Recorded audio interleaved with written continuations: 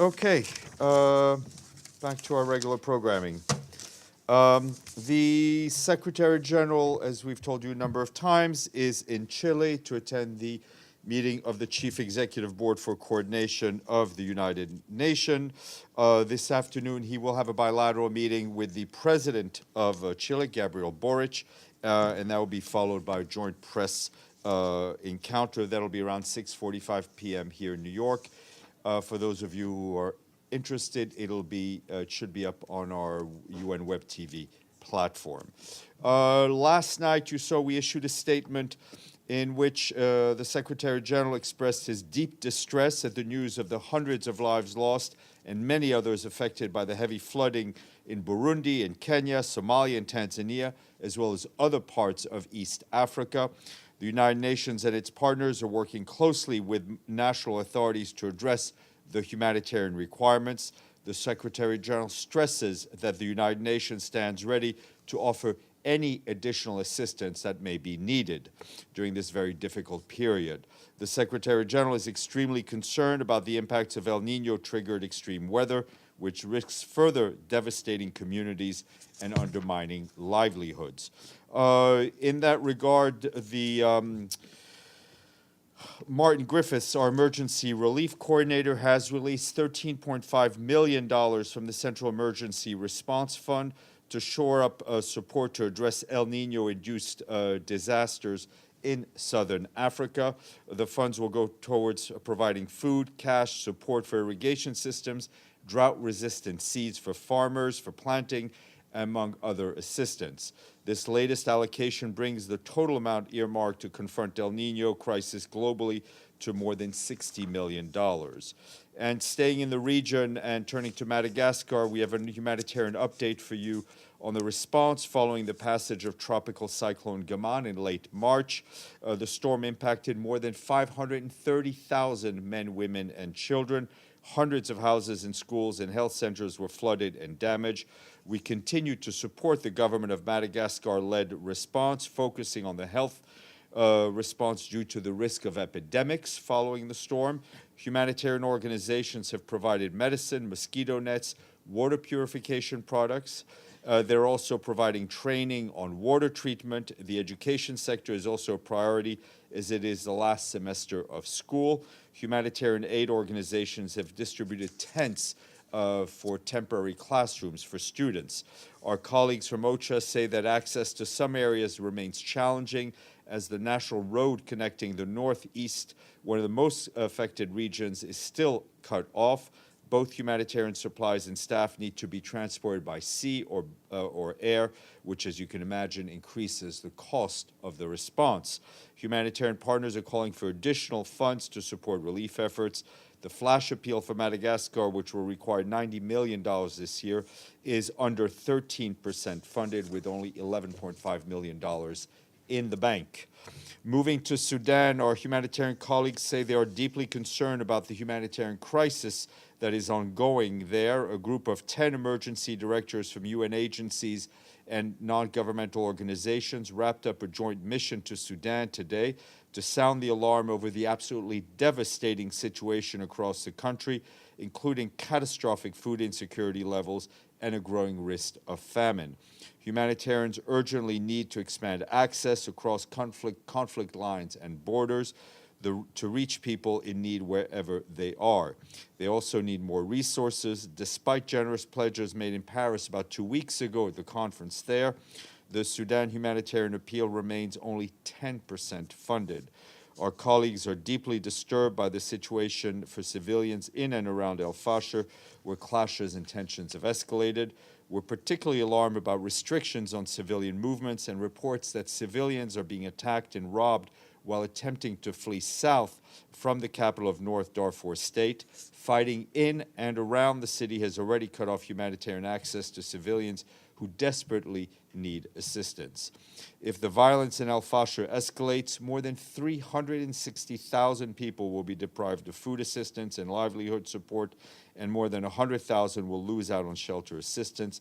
It could also have an impact, a negative impact on our humanitarian access to other states in the Darfur region. And just to flag that tomorrow, Friday, We will be joined virtually by Lenny Kinsley from Nairobi. She is the World Food Programme spokesperson for Sudan, and she will brief you in more detail on the situation in Darfur and El Fasher. Turning to the situation in Gaza, our humanitarian colleagues continue to warn about the catastrophic impact that a potential ground invasion in Rafah could have, especially on the civilians and obviously on the aid operation that supports those civilians.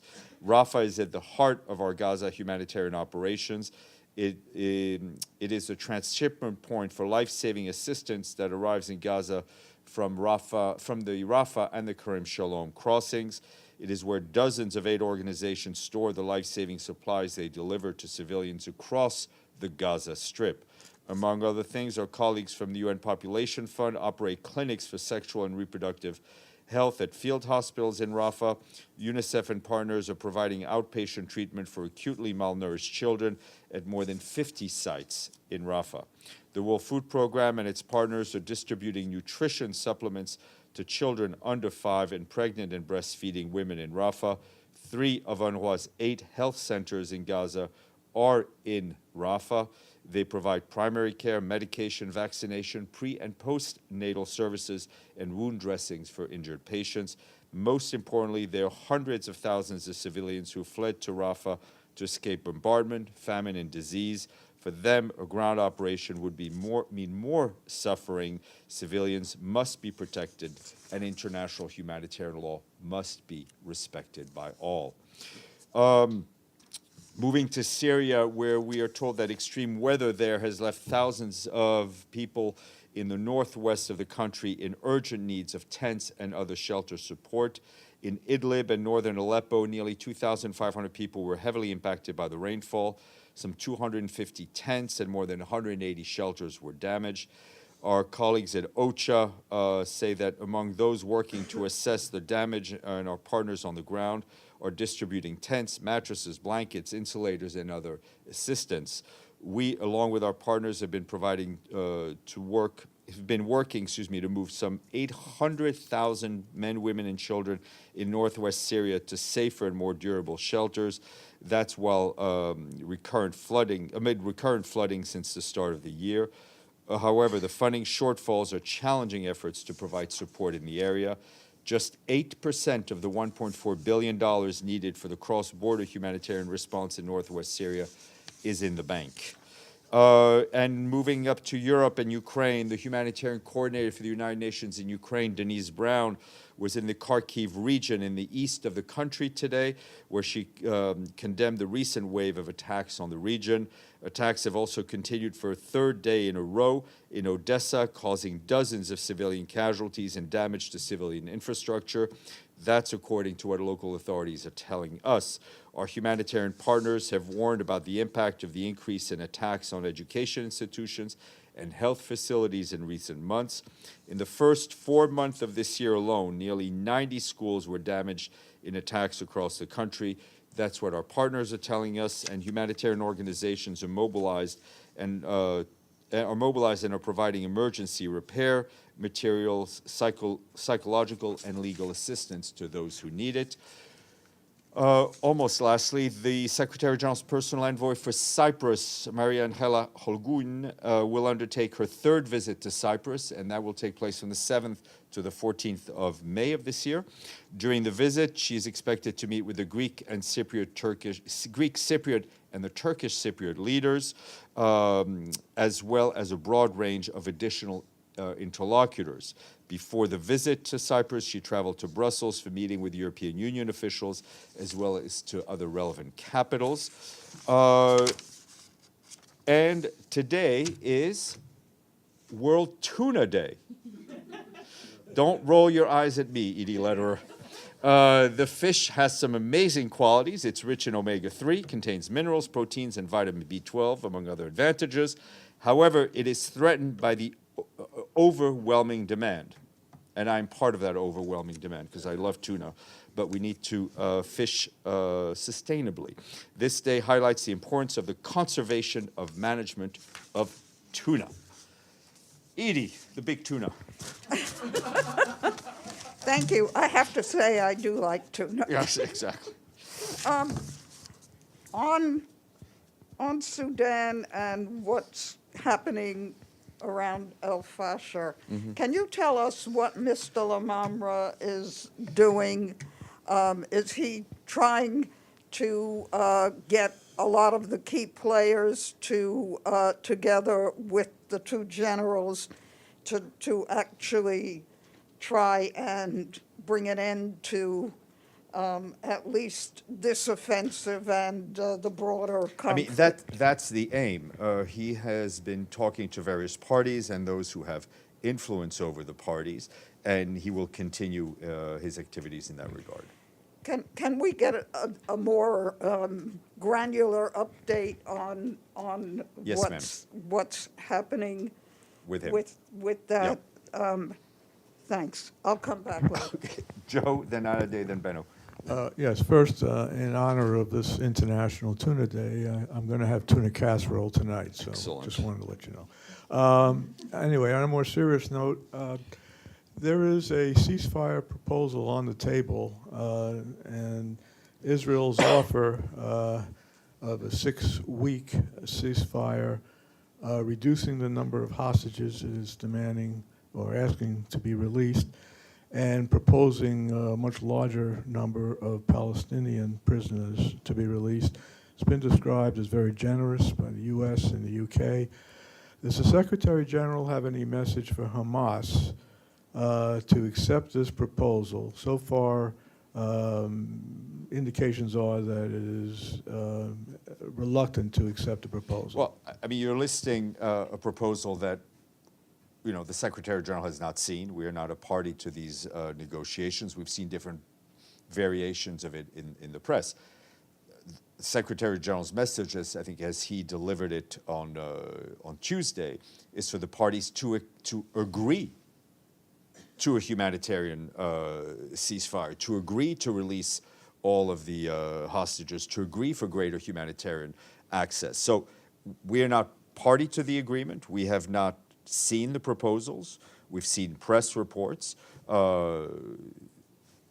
We want to see an agreement, and I think he was much more eloquent than I'm being in his expressing his opinion on Tuesday. But it looks like, from all reports, it is Hamas that's standing in the way. Israel has made several offers, and Hamas so far has said no unless it gets its way. So I mean, we're basing this discussion on press reports, unless you have seen the agreement. I have not, so since I don't have the details of it, I'm just reiterating what the Secretary General has said. Benno. Was first, right? Thank you, Benno. I'd like to have some authority here. No, I'm going to go with Benno. I know. I changed my mind. Benno, go. Go ahead. No, go. No, go. Benno, go. No. God, I feel so bad. Thank you for bringing me in that situation. Switzerland announced the Ukraine peace summit for 15th and 16th of June. Who will go for the United Nations? I don't have any details for you to share at this point.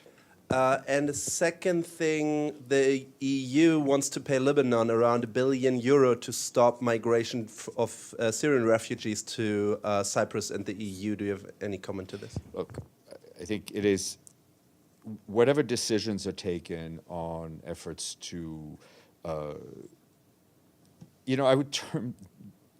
would use the term manage the flow of human beings, whether they be migrants or refugees, needs to be done in a holistic manner that deals with the countries of origin, the countries of destination, and the countries of transit. So you mean this is not holistic enough? I haven't seen all the details. I'm just stating my principles. Nade. Hi, thank you, Steph. Thank you, Benno. I wanted to follow up on Edie's question. She asked about any progress has been made with negotiations between the RSF and the SAF on completely stopping the fighting and a ceasefire. But my question is, after today, you said that 10 emergency directors from UN agencies had a mission today. Has there been any progress on maybe just cross-line negotiations, on just aid access, maybe not a whole end to the conflict? As far as I know, there's not been sufficient progress. Maggie, then Michelle, then Deji. Following up on Sudan, where in Sudan did the 10 emergency directors go? Because it's very hard to move around, so do you know where they went? No, I do not, but I will get you an answer shortly. Thank you. Yep, go ahead. Excellent. Sorry, just 3 quick questions on Gaza aid. Has the UN had any communications from Israel on how imminent an assault on Rafah might be? We are not privy to their military operations. They gave a warning in October when they were going to go in. You've had nothing. Okay. And on the pier, the US-led pier, has there been any has the UN resolved what their involvement will be in helping deliver the aid? Those discussions are also ongoing. And then last question, from Rafah, how many people has the UN been observed leaving in recently? Leaving Rafah and leaving Gaza, has there been a surge in people leaving ahead of Going back north? Well, or leaving, crossing into Egypt, maybe. I don't have those numbers. I'm not aware that we've seen any large movements of people. Deji, sorry. Yes, a couple of questions, Steph. Starting with Syria border crossings. This February, Syrian government grant permission for UN to use Arai and Baba Salama border crossings, and that mandate is due to expire on 13th of May. Mm-hmm. Is there any update on the negotiations? I think as we said last week, our OCHA colleagues are very much in contact with the Syrian government to ensure the continuation of that. But generally speaking, how's the border crossing operations now? I mean, they're working. They're working. No they're underfunded, but they're working. Yes. Okay, good. Second question. It's been reported that Colombia might cut diplomatic ties with Israel because of the Gaza conflict. Any positions from the Secretary General? The issue of bilateral relations is a bilateral issue. Stefano. Thank you, Stéphane. After what happened in the last few hours with the students in California, would the Secretary General perhaps like to clarify better what he said earlier about the protests, that when freedom of expression must be respected and when not? I think the Secretary General, I think, was very clear and was using very clear words when he spoke about this on Tuesday. Alan. Thank you, Stéphane. I have a question on Ukraine. Today, it marks 10 years since one of the milestones that triggered the Ukrainian conflict. I'm speaking of the situation on May 2, 2014, on the Odessa Trade Union's house. As you know, that day, nationalists locked up in the house the pro-federalism protesters, and then the house was set on fire. About 50 people were killed there. Over 200, I guess almost 250 people injured. Still no results for the investigation, no accountability. Is the UN advocating for the proper, thorough investigation of this tragedy? Back in, at the time, the then Secretary General issued a statement in which he called for swift and conclusive investigation. And since then, our colleagues in the Human Rights Monitoring Mission in Ukraine have also issued similar statements. And I would encourage you to check with our, check with our human rights colleagues if they've anything had to say. But there've been updates from them calling for an investigation. But nobody was brought to justice since then. There are a lot of cases around the world where we have called for investigations and there's been no accountability, very sadly. Edie. Thank you, Steph. On aid getting into northern Gaza, there had been somewhere around 200 trucks getting in per day. Mm-hmm.